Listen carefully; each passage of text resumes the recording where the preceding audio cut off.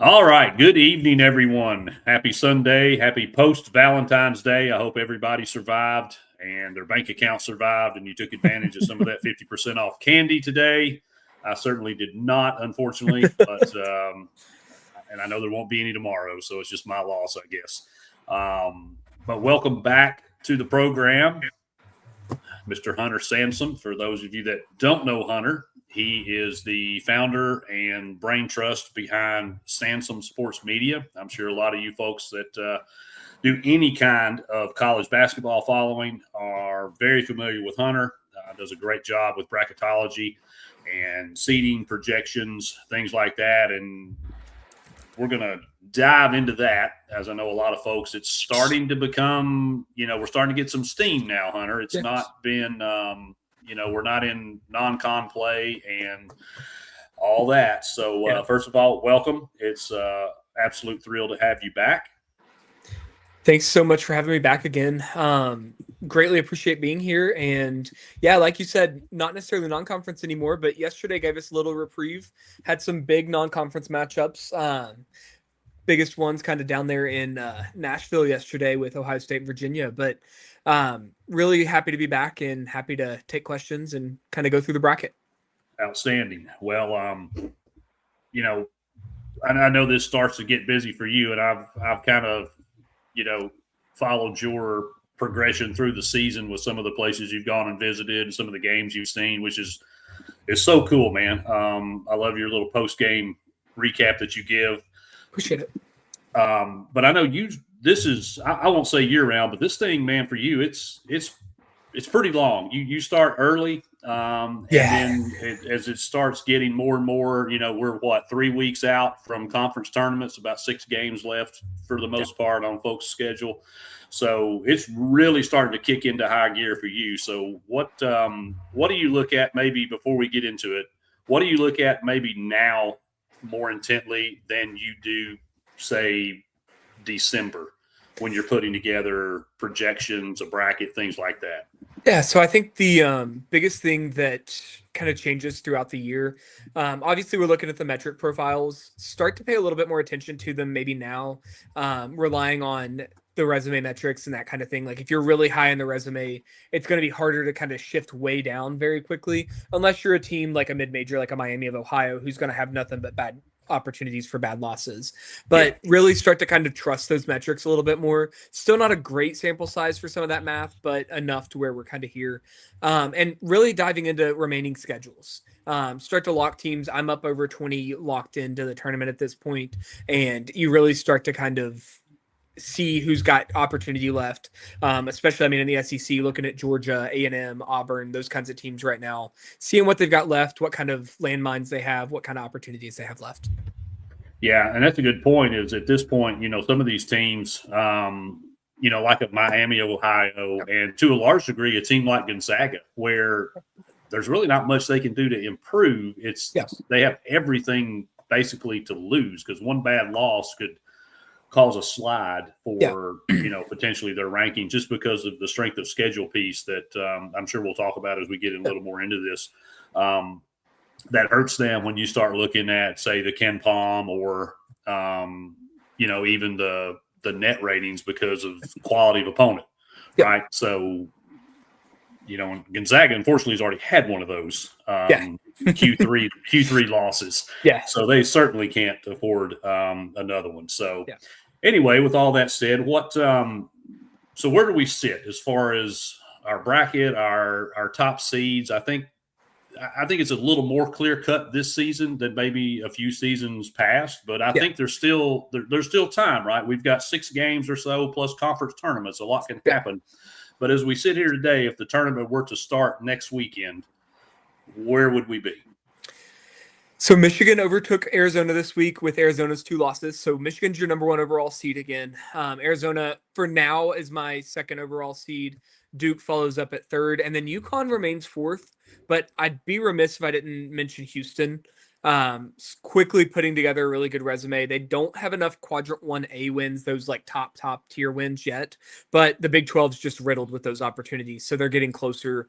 I could see them passing UConn by the end of the season if things keep trending how they are.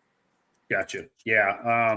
Because I kind of went through today based on, and I'm sure you're aware of this and you can speak to it probably even more so than I can, but I call it the Ken Palm formula.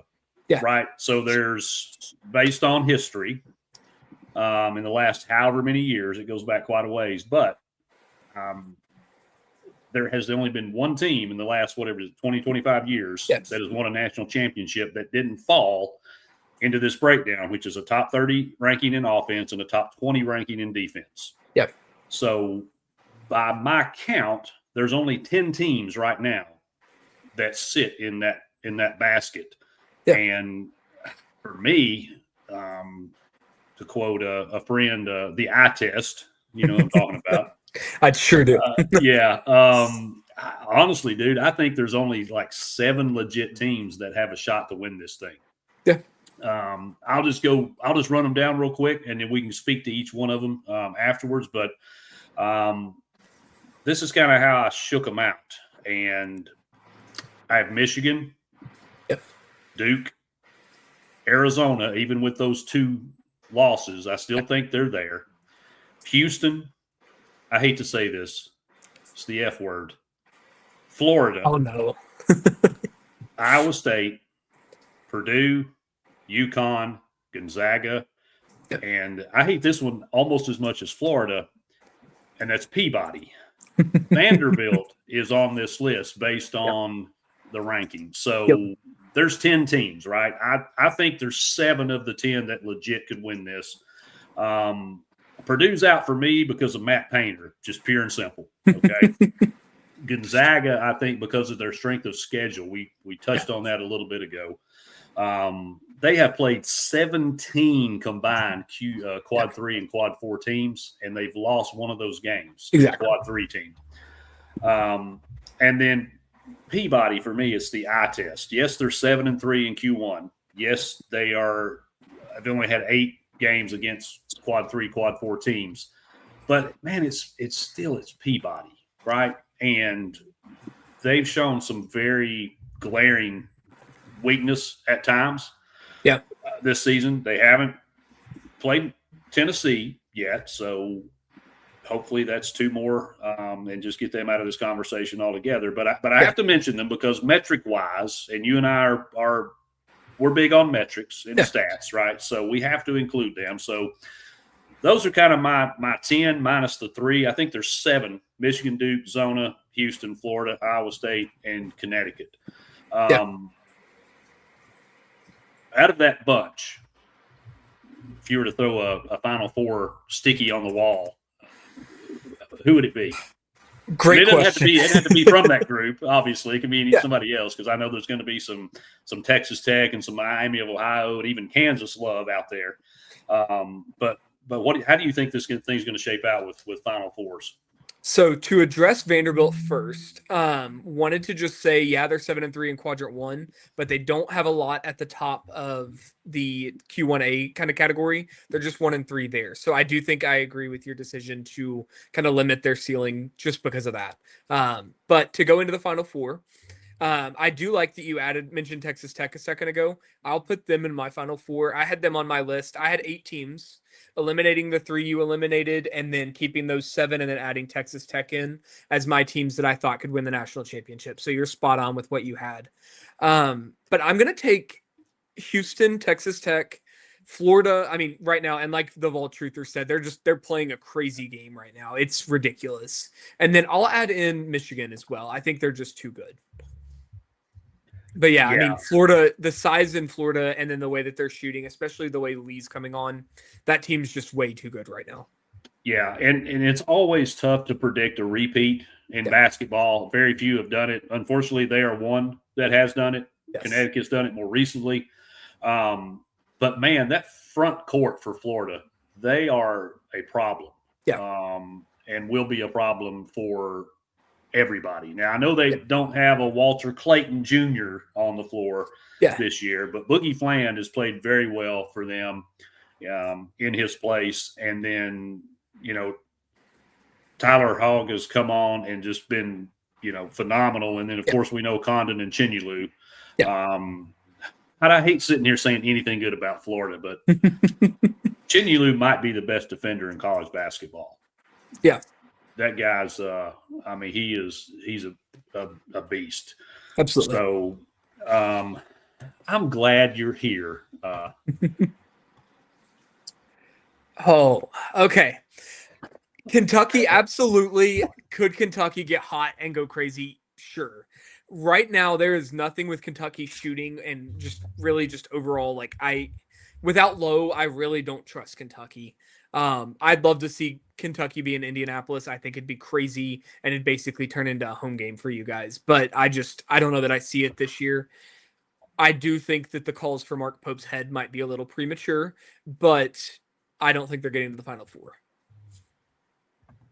All right, Randall, that was Hunter's words, not mine. So now you've got two people telling you truth. I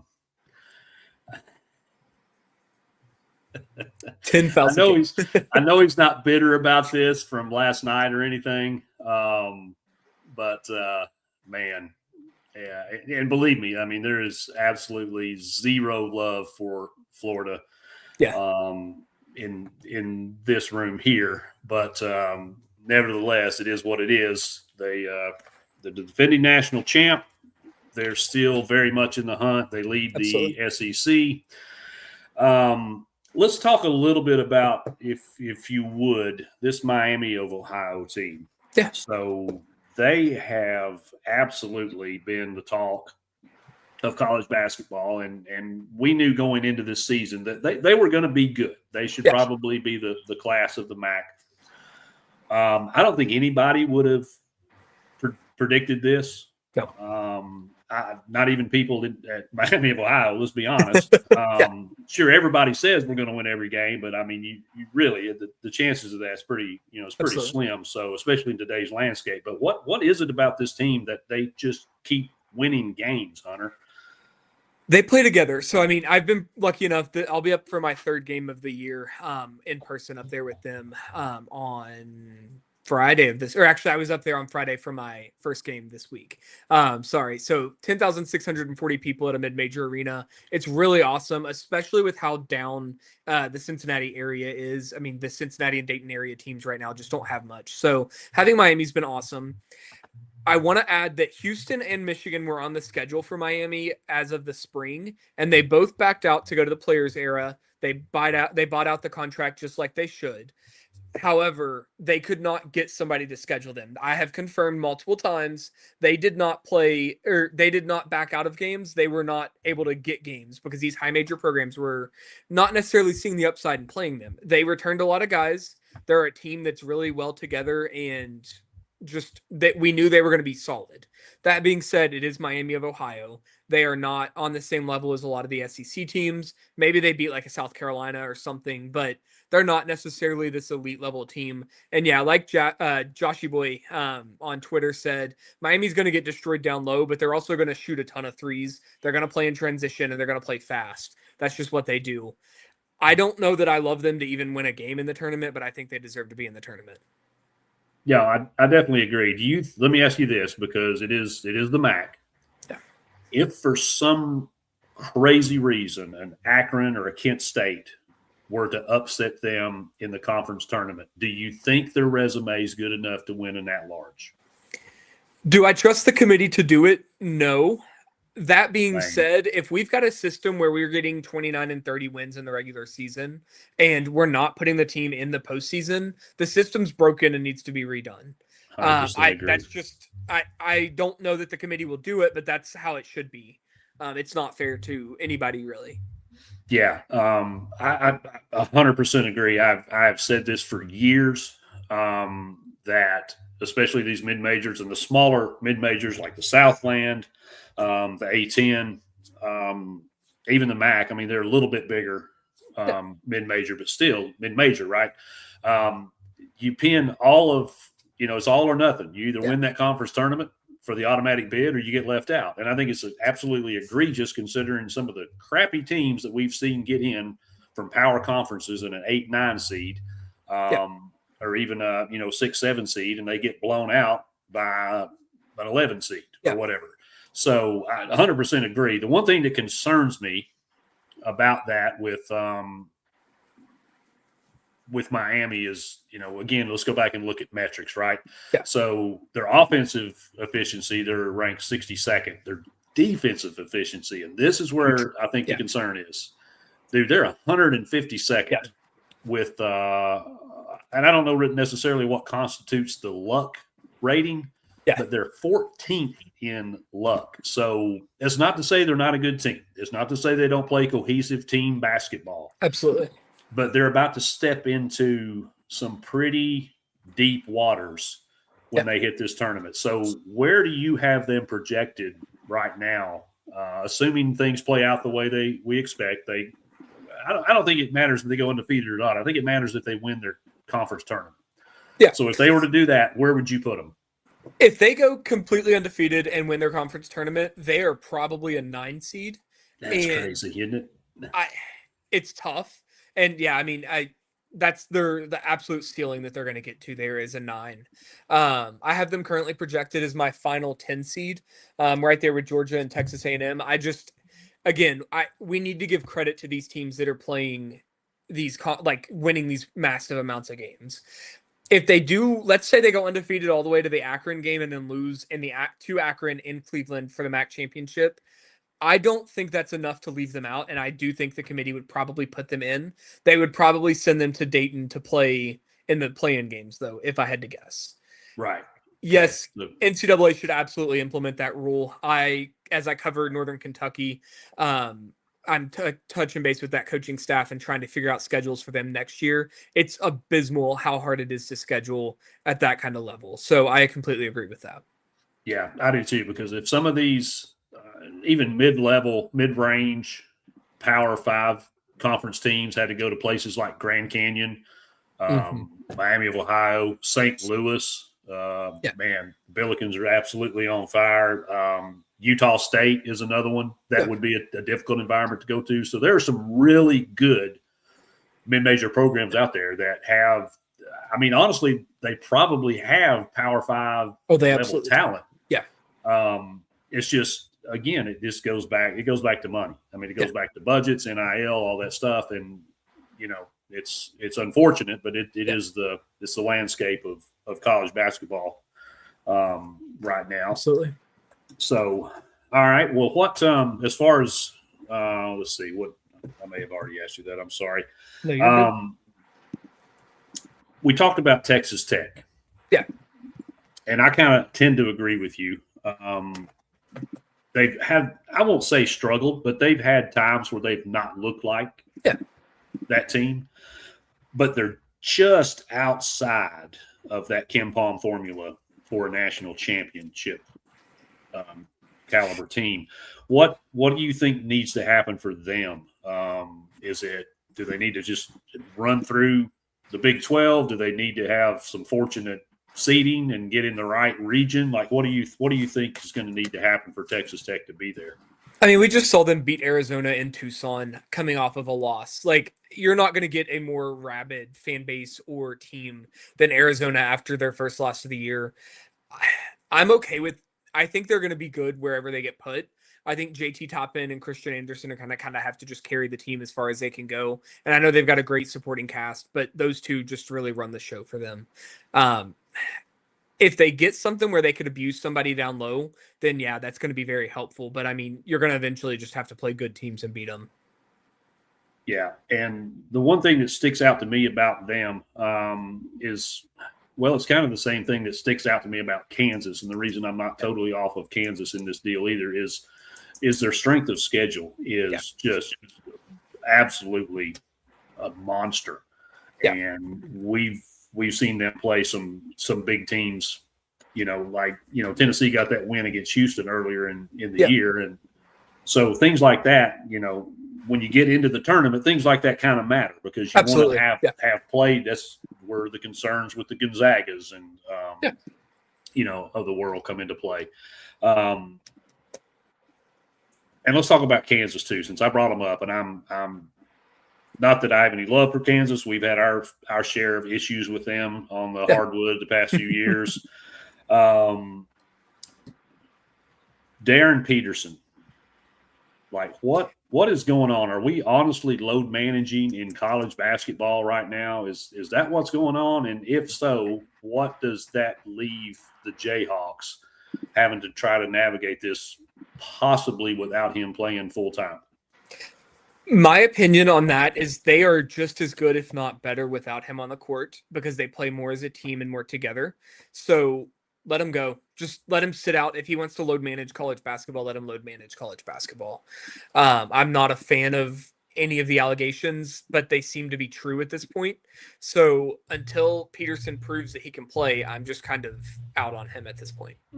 Yeah, I almost think they need to plan to play without him. Yeah. And they've proven they can, right? Exactly. I mean, they've proven they can win without him. It's not like Jacoby Gillespie with Tennessee. Yeah. Like if that kid's not on the floor, we're lost. Absolutely. Yeah. They have other dudes. It's just obviously he's getting a lot of the attention, and rightfully so. He's mega talented, but it just blew my mind that and I kind of wondered the same thing what's going on with Mikael Brown with Louisville, because he's like, dude, I mean, you're like, what, 20 years old, and you've got this kind of back problems that you can't play for 3 weeks? Like, what's going on? At least with him, I understand it was one injury, it was one time, and then he came back and he's good. I'm more okay with that. And the same thing with Kyrie Irving way back at Duke. I mean, he was one injury that took him out for a long time. It's not, oh, I have a back injury, I have a knee injury, I have a flu. Like, Peterson's just been so all over the board, it's made it impossible. There is absolutely a picture of that, and it did come from somebody that was sitting on press row. So, to an extent, I believe it. It's bad. Yeah. At this point, I just say let him go. He's not good for the culture of that team.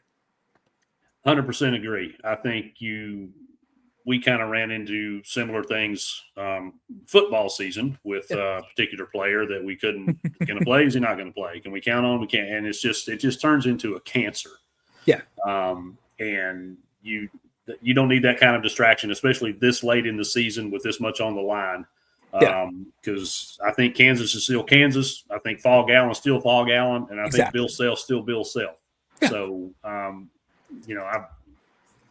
is it obvious I've got a ticket on Kansas to win the national championship? It sounds like it might be. Okay, yeah. I didn't want to come out and say that, but I was getting that vibe. Yeah. So I got questions for you on some bracket buster teams to watch, but I did want to throw in before we get to that, my friend Big Orange Heupel threw a question at me. Wants to know, where do you think Tennessee's going to be seated?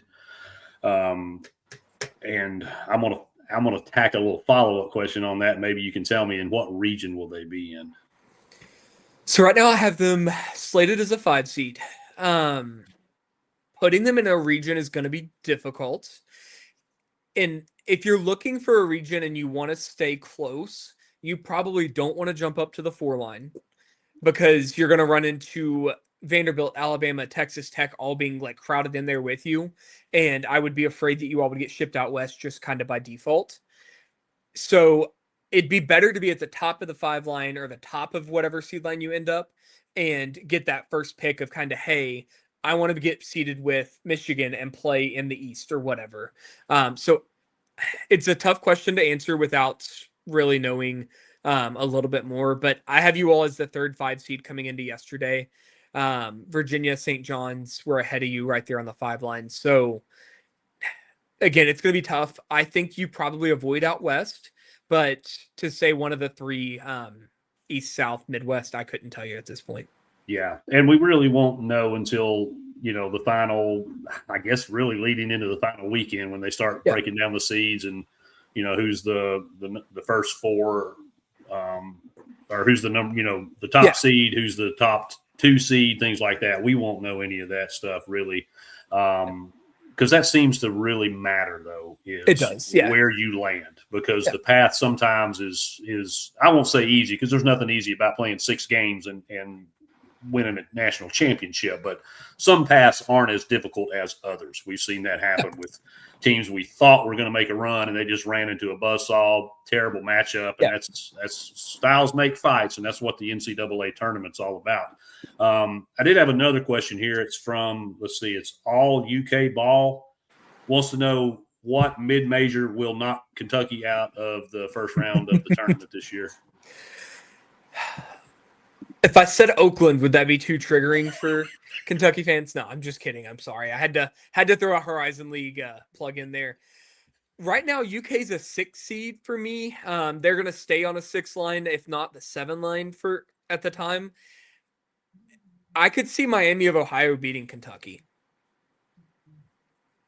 Even without a big man. Yeah, because I don't know that Kentucky can beat them on the outside. Like, yeah, Kentucky might have 60 points in the paint, but Miami might have 85 outside. And I don't know that UK can do enough to stay on that. Yeah. St. Mary's would probably be a tough one. St. Peter's really had big men to speak of either, right? If we just and neither did Oakland. I mean, you're playing more guard. Having those guard and 3-point guys are what really gets you farther in March. Yeah, 100% agree. And that's Rando. I just had to throw a jab at him in there. I'll make a clip of that and I'll put that out on Twitter because he'll love it. Anyway, so some bracket busters that I've got, and I'm sure you've got some too that we can talk through. One I've already mentioned is St. Louis. Yes. This team, man, they're 24-1. They're in. I think they and George Mason probably the two best teams in the Atlantic 10, and I've got George Mason on there as well. I don't know if they get 2 bids without George Mason winning that tournament. But whoever gets in, I think either one of those teams could wreak some havoc. Utah State, absolutely, I think can be a problem for some teams. Yale out of the Ivy League. We always see a Yale, a Princeton, somebody, Colgate, somebody from Patriot League, Ivy League, always makes some noise in this thing. Stephen F. Austin out of the Southland. 22-3. Liberty out of Conference USA, won 23 games. And the team, Hunter, that nobody talks about anymore. They're sitting at 20-5 in the Big East, and they will get multiple bids. Yeah. They're a power conference in basketball. And that's Villanova. Yeah. Nobody's talking about Villanova. It's an extremely empty resume. It's tough because there's just not a lot there. And the Big East is so down this year. I mean, we're talking about three bids for the entire conference, and it's tough to see anything happen there. They've been just too far down at this point to really jump up any further. Had they beaten BYU maybe opening night, we could have different conversations, but they missed that marquee win. Unless they beat like a St. John's or a UConn, they're not going to get that kind of attention. Yeah, I don't see him knocking off UConn for sure, and it's hard to bet against Rick Pitino no matter what is going on. So I should just go ahead and cross Villanova off that list. I won't say cross them off. They might pull off an upset or two. They'll definitely. I think they're pretty clearly going to be in the tournament. Yeah, I think so. They'll probably be in the 8-9 game if I had to guess. They feel like the prototypical 8 seed at this time, so probably just going to sit there and kind of just go under the radar. They might win a game or two, but Kevin Willard was born to be in the Big East, and I'm glad that he's back. It's good for the conference. Yeah. You mentioned Utah State. Mountain West, I kind of consider above those mid-majors a lot of the time, but not quite a power conference. Yeah, agreed. Definitely a really good team, and there's somebody that I would expect to beat, I don't know, a Texas A&M or a Georgia who they could be faced up again or matched up against come the tournament time. They definitely could make a little bit of noise. A10 wise, you mentioned St. Louis. I think St. Louis gets in the tournament. Even if they take another loss or two, they're in a really good spot. I have them projected as a 6 seed. One team you didn't mention was VCU out of the A10. They have quietly just flown under the radar, and they're actually one of the closer teams to the bubble right now. So if the A10 wants a second bid, I think they're the more likely scenario. George Mason's taken a couple bad losses down the stretch, but also a team that could make some noise. All right, very good. I appreciate that because I'm not as deep on some of these mid-majors. I kind of go by what I see, and unfortunately, or when I'm fortunate enough to catch some of the some of the mid-major games. But yeah, I think St. Louis, Utah State, out of that whole group there, I think those two for me. Yeah. Because I've seen them play more. And based on stats, those two I feel like could probably. I mean, one of those two could probably get Sweet 16. I think. Absolutely. I think they're that good. Yeah. Who's a Cinderella? Who's going to go beyond? It's pretty stacked this year. It's pretty top heavy. It is tough. And somebody did mention earlier, and I'll address it here as I get to the Cinderellas. Why am I not I only picked one seed to get to the Final Four? That top 20 or so in the country is just so deep, and yeah, the 1 seeds are kind of separating themselves. But I mean, we just watched Arizona get beat twice in 1 week. Like, it's not like they're unbeatable, especially at the top half of the bracket. So that's why you saw me pick just different seed lines like that. So I did want to mention that.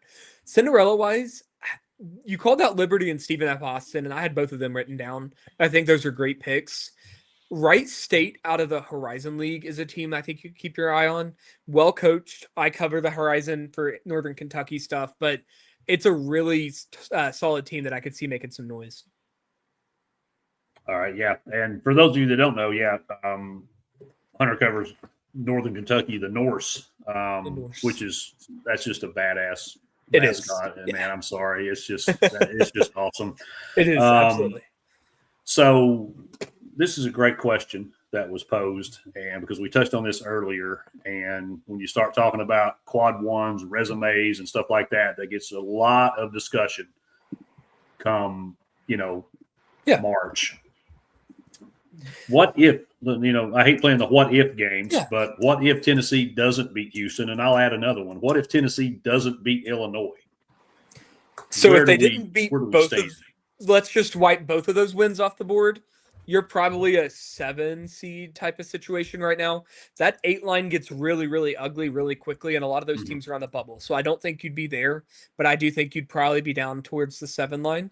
If you took one of the 2 wins away, you'd probably be sitting at a 6 seed, maybe a 7. And then, with one of them, if you lost to just Houston, you're probably still a 5 seed because that's not a bad loss at all. If you lost to Illinois, you might jump to the 6, but really those are kind of carrying your all's resume. But it's not the only thing you have this year. You do have the 4 quad 1A wins. You're in a really good spot overall. Yeah, I think so too. And a lot of people, and me especially, because I've had to sit through 2 Tennessee-Kentucky games on a watch-along and see double-digit leads get flushed away in both of those, and watch some very frustrating basketball all season long, where I feel like if 2 things that is glaring that concerns me about March and going anywhere. I think I'm just going to say it. I've said it before. I think the Sweet 16 is a ceiling for this team, depending on how the road paves. Yes. We struggle with free throws, and we turn the ball over too much. And unfortunately, I don't know that either of those things can be fixed in season. No, especially not in February. You're not fixing those. Yeah. So that's been the Achilles left heel and right heel for this team. And if you could just give us 25% of the potential points we could have had on the turnover possessions. Yeah. This team is top 10. Absolutely. Yeah. So it's so frustrating to see, some of this stuff's like Awana level bad. It's stuff that you learn in junior pro that we sometimes struggle with. So with all that said, am I wrong in thinking that a Sweet 16 spot for the Vols is a ceiling, or do you think that there's still maybe a chance for another or a third straight Elite 8 appearance? So kind of going back to the path appearance or the path stuff that we were talking about earlier, it really depends on where you all end up. I will have a full bracket with regions and everything out tomorrow with my new update. So I'll be able to give a little bit more detail once I have time to actually do that, but I have not been able to get to that yet. To say, I think an Elite 8's possible. It's going to depend heavily on who gets upset around you, who you all draw. I mean, if you draw somebody who's not going to give you a ton of ball pressure, yeah, maybe you beat them just because you're not going to turn the ball over as much. But free throws and turnovers being an Achilles heel is a terrible recipe in March, because those just, you can't fix them, and they come on, and in 3 minutes you can turn the ball over 5 times and be screwed. So Yeah. it's a tough one, but I'll say the Elite Eight's your ceiling. Okay. I like that better. Round of 64 is probably your floor, which is probably not what you want to hear. But I mean, I could see you getting a team like ball pressure heavy. I mean, like a Liberty or something that likes to run, and just you all struggling with turnovers and free throws to kind of keep in the game. No, I agree 100%. I think no matter who we face, the first couple of rounds should have an advantage inside with rebounding, points in the paint. I think Jacoby Gillespie can straight up play against anybody in the country. But the problem, like you said, is ball pressure. Yeah. And that's the recipe to beat Tennessee is pressure the basketball, because they get sloppy. Can play as beautiful of a first half as we did against Kentucky twice. And then the wheels fall off the wagon down the stretch. And it's just, it's not rocket science to figure out how to defend that team. And I'm sure there's some mid-major coaches out there that thrive on ball pressure. So that's what concerns me. Absolutely. About the opening rounds. That's why I think Sweet 16 might be the best. But you said Elite Eight. I'm going to hold you to it. I mean, I'm going to go with that and hope for the best. So, all right. Well, what else about college basketball do we need to talk about, look at, solve for the world? So I know you've got a lot of SEC followers. I'll just hit on, I do not think that Georgia A&M, Missouri, or Texas are in good spots. I also think Auburn is a team teetering right on the edge of being on the bubble. I do not have them necessarily in the bubble yet, but they're an 8 seed, and they're starting to just really rack up losses at this point. So did want to call out that those teams are not in great shape. Missouri fell out yesterday. Texas jumped back in, but the bubble's kind of a mess for the SEC right now. How many teams do you think the SEC will get in the tournament? So I think right now, have you projected at 10? And there's not a ton of teams around you all that are going to jump up into the field. It's a pretty small bubble, roughly 25 teams fighting for those last 14 spots right now. And a lot of those are SEC teams. So that's an advantage. I think your minimum's 8 and your maximum's probably 11. It would take a lot, but I could see Texas and Missouri both getting in, and Georgia A&M and Auburn staying in the field. So at the most 11, unlikely 11, but then at the least 8, and very unlikely you get down that low. Okay, very good. So will that give the SEC the most bids from any conference, or is that going to be the Big 10 or Big 12? So I don't think the Big 12 will get there. The Big 10 I currently also have projected at 10 bids. With a min and max of 8 and 11. So exactly the same situation. I like the Big 10 a little bit better right now around the bubble. So I would lean them, but it's going to be close. Gotcha. Okay. Question here. Arizona's status for a 1 seed, if they lose 3 more games before the Big 12 tournament, do they still stay on the 1 line? So pulling their schedule, like I said, this is the time of the year where we really get into schedules. BYU, Houston, Baylor, Kansas, Iowa State, Colorado for Arizona. 3 more losses there, which is not inconceivable. I don't think they'll be a 1 seed. I think they would fall, especially if Houston beats them head-to-head next weekend. Yeah, I would 100% agree, because I was just going to speak to that as well. They've got Houston, and something's got to give there, right? Yeah, exactly.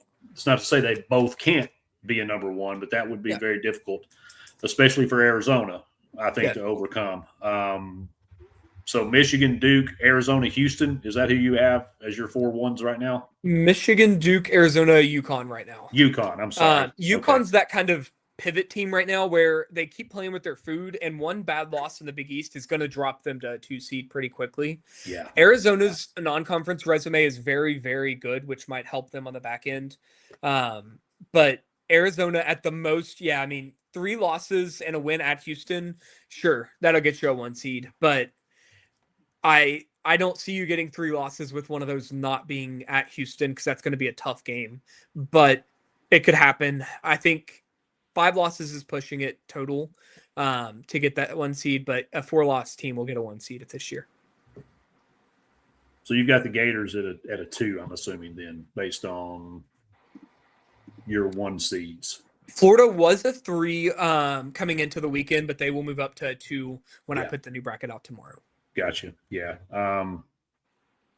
It's not that I care about Florida. I just like to keep tabs on my bitches, as I like to say. Exactly. Well, you like the SEC. You want the SEC to do well so you get more money that way. I could really care less if anybody got in besides Tennessee, if I'm just being honest about it. Fair enough. I tried to be optimistic. Yeah, I'm positive. I'm very positive. I don't care about the rest of the league. I like it. I don't understand all these people that jump on the bandwagon. It's nonsense to me. I don't want to see my rivals win anything. Yeah. Like, I loathe every time Florida gets a win or Peabody gets a win in anything. That's fair. So I don't get the bandwagon stuff. I really like this UConn team though, and I kind of tend to agree with you. I think if they hold serve, the rest of the way, I think they're going to have to be in that conversation for a 1 seed. What about Iowa State? I am not sold on this Iowa State team, and it's just strictly eye test. I can see the numbers, and I know where they fall in the Ken Palm formula, right? But eye test, I'm like Matt. Just don't trust them. I ain't seeing it. Yeah. Where do you stand on Iowa State? I mean, when they're not playing Kansas, they're not a top 2 or 3 team in the country. But then when they play Kansas, somehow they're just really, really good, beating them by 18 at home yesterday. But yeah, I mean, I go up and down on Iowa State. They're kind of just all over the place, if you want my honest opinion. But they have an elite home court, and I think they just use that to their advantage. Yeah. The win over Purdue is really, really nice and kind of gives me pause when I'm kind of pushing them down. But for now, they're a 2 seed, and they're going to be one of the teams that I'm like kind of thinking they might get upset pretty early. I'm the same way. I think somebody can jump up and get them in the first couple rounds. Let's see. Question: can they get a win at Arizona? I don't think so. 3 losses and metrics like they have right now, it'd be tough. Is it theoretically possible? Sure. But they'd probably need to win out the rest of the way to get a 1 seed and maybe get a little bit of help from the likes of UConn and Arizona losing. Yeah. I think that Big 12 tournament's going to be a rock fight. Yeah. I think it's going to be must-see TV. Absolutely. And I think that's going to settle a lot in what these first couple, what the first 8 teams in the tournament are going to look like. So a lot of still, I know it's only 3 weeks, it's only 6 games, but there's still a lot of basketball that can be, a lot of decisive basketball to happen over the next month or so to determine what we look like. Because you and I could be having a totally different conversation a month from now. Yeah. And we probably will be, to be fully honest with you. Every year something comes through that causes chaos. Both the SEC and the Big 12 are backloaded this year. So the schedules at the end here are going to be huge. I mean, you've got Arizona, Houston, you've got Iowa State, Houston, all of these big games in both conferences there. So there's going to be a lot of movement pretty quickly with some of these teams. Yeah. Yeah, I think so too. So, all right. I got to ask at this point right now, sitting here today, I give you $1,000. You get to pick one team to bet it on. Who's it going to be?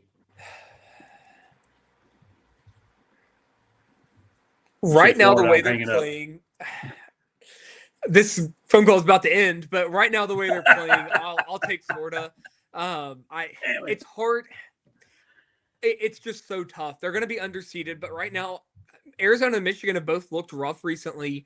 I don't trust Duke. They're too reliant on Boozer. Yes. And UConn, I worry that they're just not being tested, kind of similar to what we see with Gonzaga sometimes.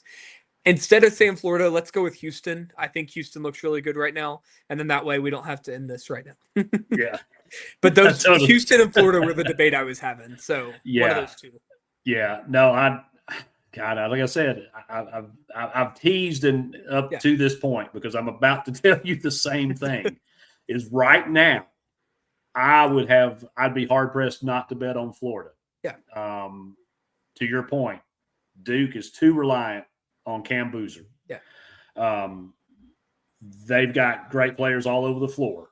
They always do. But so much of their offense and dependency runs through him.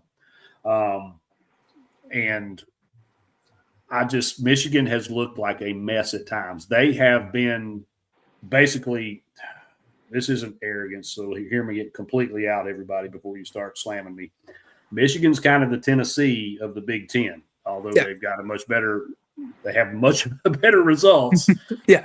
Overall, they still the same thing. They have messed around in games and lost leads and had to come back. They should have beaten teams by 20 that they end up beating by 3. Yeah.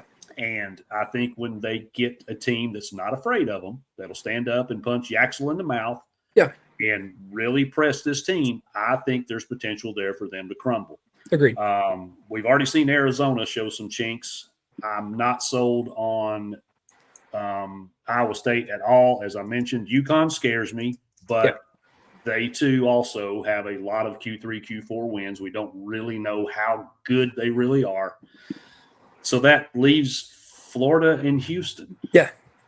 And you just kind of default into them almost at this point. I agree. So I would, God, not again. Maybe Kansas will pull through. Actually, hope obviously Tennessee pulls through. But absolutely, my team is unfortunately not going to be going dancing this year. So I'm going to say that I would like to see Tommy Lloyd and the Wildcats do it out in Arizona, but something about them this year has just not lended me to trusting them, and it has nothing to do with them losing back-to-back games.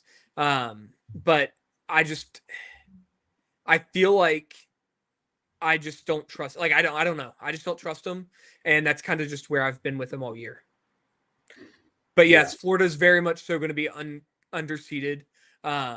The loss number is high, and that is going to keep them from getting a 1 seed. But if you look at, this 5-game win streak they're on, they are just dominating teams. I mean, they beat Alabama with Bediako by 23. They beat A&M, who was hot, by 20. Georgia by 20. Kentucky by 20. Well, they were up by more than that, but they ended up winning by 9. Just looking at those games, they're just dominating teams right now. That being said, are they peaking too early? It's very possible they fall off before we get to the conference championship. Yeah, because we've seen that happen. We've seen teams just on fire in February, early March, leading into, then they sort of stump their toe in the conference tournament, and then the wheels just fall off the wagon. Yeah. And it's very possible Florida's that team this year, especially trying to repeat with that pressure is going to be a lot. Yeah, and that's the thing is right now they don't really feel that pressure of repeating because we're still regular season. Yeah, they're sitting on top of the SEC. Everybody's chasing them. But I think that really hits come tournament time. That's when they're not seeing all the national media writing all the are they going to repeat? Because I can tell you right now, I've already got a repeat article that's drafted that I'm waiting to put out closer to March, and it's going to come up. Like, I'm not the only one that'll be putting these kinds of things out there, and they're going to see it on social. Yeah, no, 100%. I 100% agree. The one thing about the Gators, though, that I'll kind of – it's a hill I'll kind of die on is that front court. Yes. Can play with anybody, Houston included. Yeah. So if they can just get – and it's not suggesting they haven't, but if they can just get, good guard play in the tournament, they're going to be a problem for anybody that has to play. Absolutely, yeah. Because they dominate the boards. They have basically 3 bigs on the floor, and they're very hard to deal with because they're all so athletic. And I'm going to have to go throw up and brush my teeth after this because I can't believe I've said this much positive stuff about Florida. But it is what it is. It's a great question. Believe how a team plays in early March correlates to March Madness. No, I would much rather lose in my conference championship game and go in with a chip on my shoulder than to go in peaking. And that's exactly what I was kind of getting at with Florida. If they're peaking right now, that's too early. We've seen it with UConn when they went back to back. If you look at what UConn did in the Big East, they struggled all January, all of February, started turning the tide in March, lost in the conference championship, I believe at least one of the couple years, and then peaked in the tournament. So I completely agree with that. it does not typically end up working like that. Yeah, I think so too. And you know, we're talking basketball, a little bit of baseball here, but even in football, we see the same thing. We see teams just absolutely shred and dominate the last month of the season, and then either just fall apart conference championship game or that long layoff between conference championship and bowl season playoffs, whatever it is. So, yeah, I agree. I think that's a real thing that you can kind of reach that peak too soon. That's not to say you go in and tank your conference tournament by any means, but you know, that is, I mean, those are additional games that you have to play, right? Before you go into the big dance. So, I 100% agree, because we've seen just we've seen just the opposite. We've teams kind of limp their way in and then they make a deep run. Absolutely. So a lot of validity to that. So, well, Hunter, is there anything else college basketball wise, tournament wise, bracketology that you want to cover, talk about, feel like we need to know? I think honestly we've covered a broad scope of pretty much the entire country in the last 50 minutes. So I appreciate you guys listening. I thinking about it. I mean, like I said, I will have a full region bracket breakdown tomorrow. So you can look forward to that. And then that'll be able to kind of show, hey, this is Tennessee's path to getting that Elite Eight or Sweet 16 or whatnot. But we can definitely have more conversation when I have that done. But other than that, I think we've covered it. Outstanding. Yeah, because we will definitely, if your schedule will permit, we will definitely be back here leading into either tournament selection very shortly afterwards. Absolutely. So everything that we've talked about tonight, we can throw out the window. We can start fresh with with the actual and not the projections. So, and my views are much different personally than they are from the bracketology standpoint. So I will just throw out there that I may see things with my eyes that are much different than what the computers and things look like you talked about with the eye test. It's different, but I try to leave that out of this space until we get to March. Yeah, because I think there's a lot of subjectivity that comes into once we hit that. You know, now we've got a bracket. We've got God, is it 72 teams this year? No, we still sitting on 68. Okay.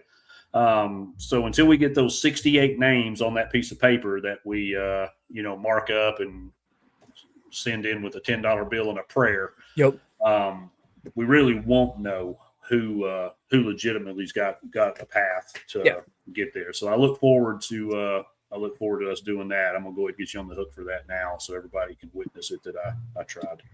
I will commit now, and we'll make it happen. Absolutely. I appreciate that. Absolutely. So we'll switch gears a little bit here briefly. We've got a little bit of time, I hope.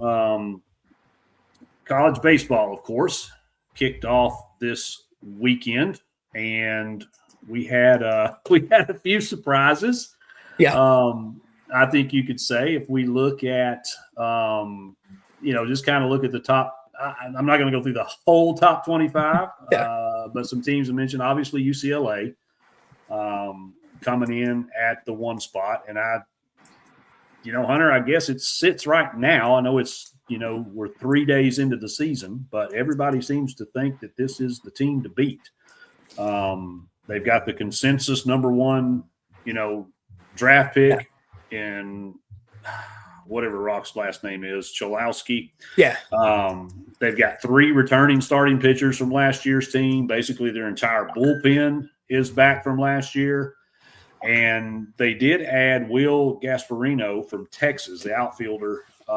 They didn't add much in the portal because they didn't need to. Yeah, they returned, 8 starters or something like that, I think? Yes. Yeah, they basically got their entire team back, which is kind of scary considering you have an Omaha team coming back intact. Yeah. So it's hard to argue UCLA not being number one. They did win just shy of 50 games last year. Then LSU, defending champ, coming in, who lost basically everybody from last year's squad to the draft, most notably Cade Anderson and Anthony Ianson, their starting pitchers, and then Chase Shores, their stud reliever. Also lost Bear Jones, Daniel Dickinson, and Ethan Frey. But they brought in a bunch of transfers. And one thing that LSU always seems to find is pitching. Yeah. So they did struggle a little bit there on Saturday, but came roaring back and won by 10 runs, of course. So I don't expect them to fall too far off the path. Yeah. Then Texas, Mississippi State, Georgia Tech's one. I'm going to touch on, get some thoughts from you on them. Coastal's right back here. Kevin Schnall's team making a return to the top 10, and rightfully so. They were a great story last year. Arkansas, Louisville, who, man, what happened? Louisville really struggled. I expect them. They're ranked 8th right now. I expect them to fall very far. Yeah. And then the next poll comes out after dropping 2 games to Michigan State, of all people. Yeah. Then Auburn, TCU round out the top 10. So it's very heavy SEC as usual. 11 of the 25 teams are SEC teams. Tennessee, our beloved Vols, at 14. A couple other teams that I think are gone is Vanderbilt. Oh, it's so beautiful. They got run ruled today. That made my day. 11-1 in Arlington is 1. impressive. Yeah. Got run ruled. So they're Tim Corbin and company start 1-2. Arizona, I don't know how their game ended today, but they went 0-2 on Friday and Saturday. So they're gone. And then Arkansas, Wake Forest, and Southern Miss also dropped games this weekend. Yep. So anything can happen in college baseball. I mean, we've seen some crazy stuff happen over, especially the past few seasons. Yeah. Of course, some of the big news in the offseason, of course, was Tennessee losing Tony Vitello to the San Francisco Giants. Basically middle of fall camp. I mean, fall, whatever you want to call it in baseball, organized team activities or whatever. But the players spoke. Fortunately, our idiot AD listened. And is this live? Are we on? Yeah, unfortunately. Josh Elander takes over, longtime associate head coach. And clearly, with the announcement of Tony leaving, that opened the portal window. And nobody left. So that was the most impressive part, and I really just wanted to call that out for cultural purposes for Tennessee. I mean, obviously, Tennessee's a storied program when it comes to college baseball, but being able to return everybody's really impressive, especially when you lose a guy like Fatito. And I just really wanted to call that out. I am very new to college baseball.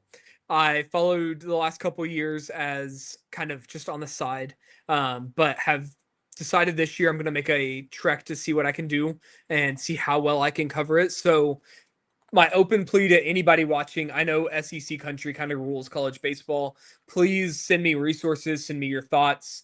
My DMs are open. I will take any advice you all have got, any websites or anything. I know D1 baseball is pretty much the gold standard, but anything else you've got, Scott, I'll take it and run with it. UCLA is tied 6-6 with UC San Diego right now in the bottom of the 8th. Just wanted to throw that one out there. Well, it's funny you bring that up because I had to jot this down on a separate piece of paper.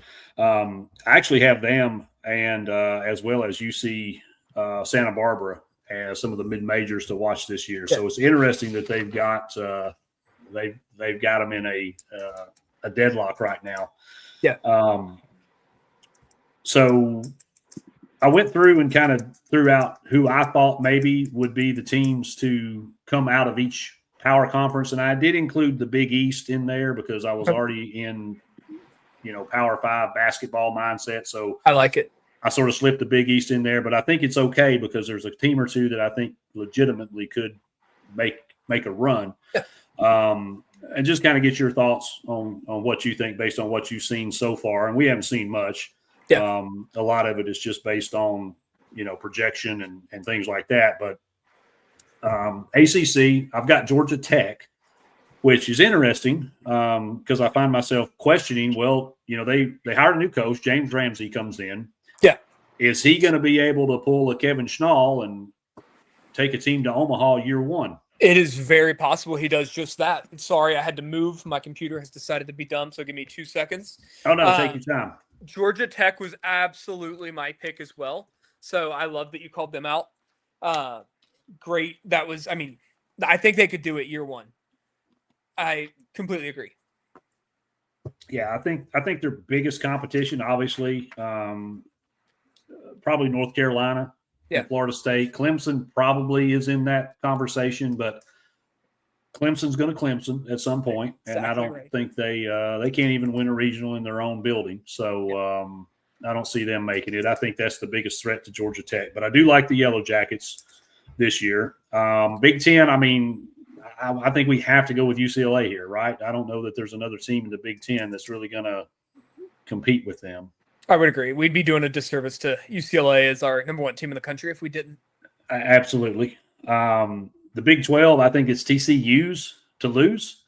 Again, I don't know that there's another true somebody may kind of emerge down the road, but right now I feel like TCU is probably the play. Yeah. I did mention the Big East. So I'm going to throw them in there. Creighton, who is probably going to be another one of those teams that people kind of don't pay attention to until it's too late, because that's what happened last year, and they were an Arkansas series away from getting to Omaha. So yes. I definitely think Creighton. UConn, though, don't sleep on UConn. That team is going to be very good. They're going to be in the conversation. They've got some good pitching, and that's a good fundamental team. And then, one other team I want to throw out is Xavier in the Big East.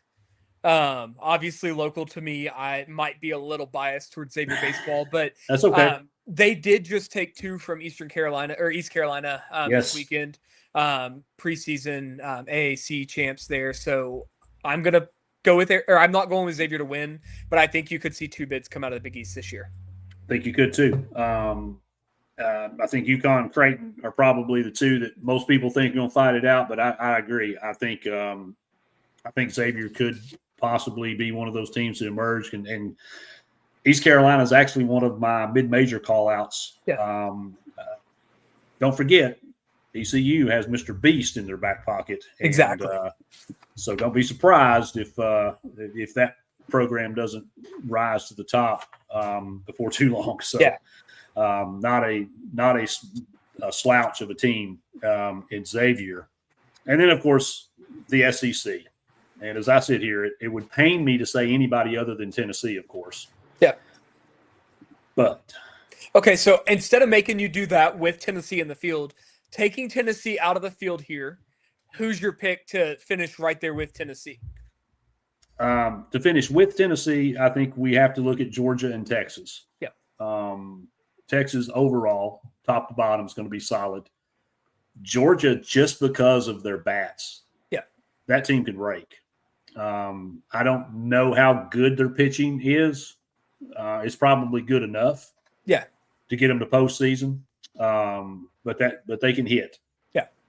And I guess just like we talked about Florida in the basketball tournament, in the SEC in baseball, it's LSU till it's not, right? Completely agree. Especially the way they reloaded this year. I mean, you already talked about them, but absolutely elite. The way they were able to bring portal class in. Yeah. And then they always recruit well. They do good to grow and retain talent, and I think that's really key and critical. Really to the success of any program. Absolutely. Because I think baseball even more so with your pitching and hitting coaches, position coaches, and infield coaches, whatnot. I think that continuity is so much more important. Yeah. That you don't maybe see teams jump around as much, or players jump around as much as you do in other sports. Yeah. And like I said, LSU always have good pitching. So, as long as they've got their bats cooking, they're going to be tough to beat. I mean, just it is what it is. Another team that I've kind of got on the dark horse list in the SEC is Mississippi State. Brian O'Connor, the longtime coach at Virginia, comes in and takes over. Don't forget, this guy made 7 College World Series appearances and won a national championship at Virginia. Yeah. So it wouldn't be crazy to see Mississippi State up there in the conversation as well. And they're only 5 years removed from winning a national championship in baseball. So the other Bulldogs may warrant some attention as well. Yeah.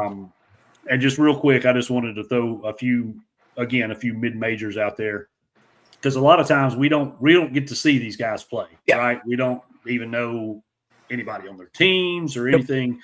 Not everybody has a Caden Kent to put their dad up on the screen every 3 seconds that he's on the field. Exactly. So Coastal and Southern Miss, those were the only 2 mid-majors that were ranked in the top 25. Yeah. But there's still some good teams out there. I think UC Santa Barbara, already mentioned them. They actually played Southern Miss this weekend. They were split 1-1. I don't know how today's game has played out. But they're there. UC Irvine, I think, is going to be good. Dallas Baptist is always in the conversation. They may actually find themselves in the top 25 with Peabody and Arizona slipping out. Texas San Antonio, East Carolina, we mentioned. Liberty, I think, could be really good. Wright State, the team that Tennessee had to claw, fight, and kick, scream to get back and win against a couple years ago. I think the Aces may be another team that could be in the conversation for the tournament as well. So just getting started, a lot of baseball to play. Yeah. And we could be sitting here, 3-4 months from now, and none of these jokers are even in the conversation. Close. Yeah, exactly. But just some teams to kind of keep an eye on and look out for as the season goes on. So, so how's the weather for baseball in Cincinnati this time of year? We are finally almost snow free. About 2.5 weeks ago, we had 16 inches or so over 2 storms, and then it dropped down to like 0 degrees. So not ideal baseball weather by any stretch. All of our local teams are down south playing right now. I think that the first home game for the Northern Kentucky team is like the 25th or 6th.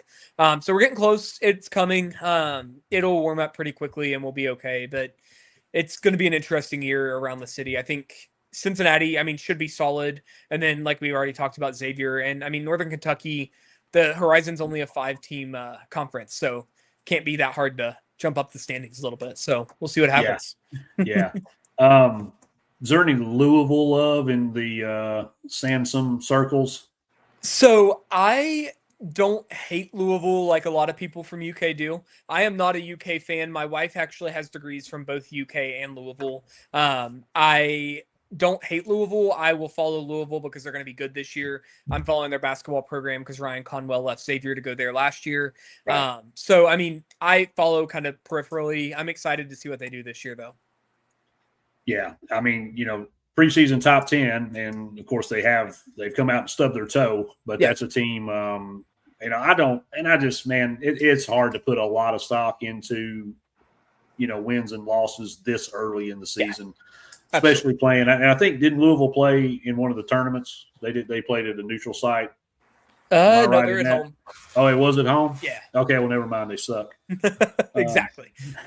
Now they're 1-2 at this point, 2-1. They did win today, but they're going to definitely fall. I don't know how the rankings necessarily go for that, but I wouldn't be shocked if they fall all the way to the 20s or even out. You can't lose 3 in a row like that and get away with it. So we'll see what happens. Yeah, I don't expect them to be in the top 20. That's just my gut based on what I've seen in the past and how these voters typically vote. But Peabody and Arizona, they're both. I don't care what happened today in Game 3 with Arizona, they're out. They're tied. They're in the 6th right now, tied 1-1. 1-1. So I expect them to fall out as well. Yeah, I don't think there's any hope in that. Well, Josh, I'm glad you're so optimistic. Honest to goodness, though, it's hard to.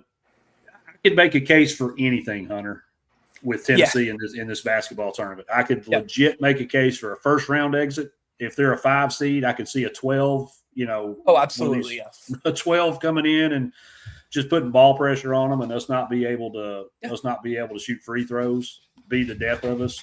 I could see us go on a run and make the Elite Eight again.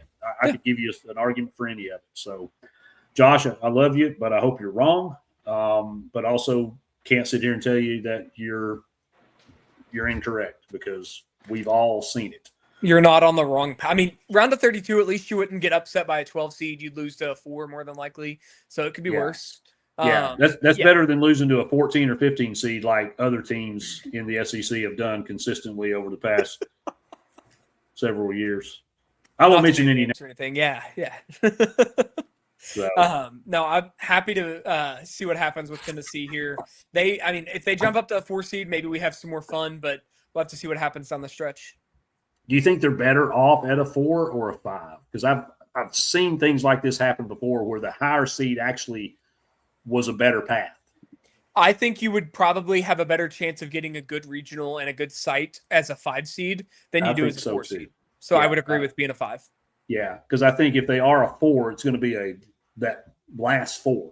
It's going to be so you're going to end up 4. out west. More than likely going to end up out west, playing in a crappy regional somewhere. Yeah. If you're a 5, you can get you're not going to get preferential treatment like the 4s do, but you're going to get a better spot than you would if you're out there that way. So I would completely agree with that. Yeah, we just need to avoid the West region. Yeah, because you know who's going to be there. So yes, we don't need to get into that. So yeah. Absolutely. All right, well, Hunter, I look forward. Appreciate you hanging around. I know we ran a little bit past an hour, but I do appreciate you sticking in there. I look forward to the upcoming releases, and we'll definitely get something on the books for pre-tournament. And then just as far as where people can find you, both on social, I know you have a website. Yeah. Where do we find it, and what kind of stuff should we be looking for? So NKY Bracketology is my website. At Bracket NKY are my social handles for pretty much everything. On the website, you're going to get direct access to all of my daily viewing guides. You can find my bracketology content on there. Any college football content, I'll speak more to that later this week, but I'm bringing in somebody else to help me write. So I will have some more college football content coming. So I would just recommend liking and subscribing on nkYbracketology.com, and then Sansom Sports Media on YouTube and Facebook, and Bracket NKY anywhere else. Outstanding. Hunter's definitely one of the good guys, and honest to goodness, he's been my favorite bracketology follow since jump. Puts out great content. Always the smartest guy in the room when he and I are together. So really enjoy everything you do, and love even more getting to sit down and talk about it with you in person. So really appreciate you being here. Look forward to whatever it is you're going to do with baseball. I know you talked a little bit about maybe as we get closer to tournament time, maybe doing a little bracketology on that as well. There will be at least a projection or two. It'll depend on kind of how frequently, depending on how much bandwidth I get when I add these people in, and how much time I can free up to get. So I want to watch games. I don't want to just give you regurgitated stats. I want to actually be able to give you what's happening and what I'm watching, not just the general BS you can get from anywhere. So that's the line I got to cross. Yeah, and that's fantastic too, because unlike the NCAA baseball people who talked about how hot Oklahoma State baseball was, we actually watch games on this program. So good stuff. Well, Hunter, again, I can't thank you enough, but thank you for being here. Thank you for taking the time, sharing with us. I know everybody enjoyed it. If you aren't already, and I can't imagine you aren't, go follow Hunter on Twitter and whatever other social media platforms. Check out his website. Be on the lookout for his viewing guide and his projections, because I trust his gut more than I trust most people's facts. So thank you again. Absolutely. Appreciate you being here. I look forward to next time. Thanks for joining us, everybody. And we'll see you next time.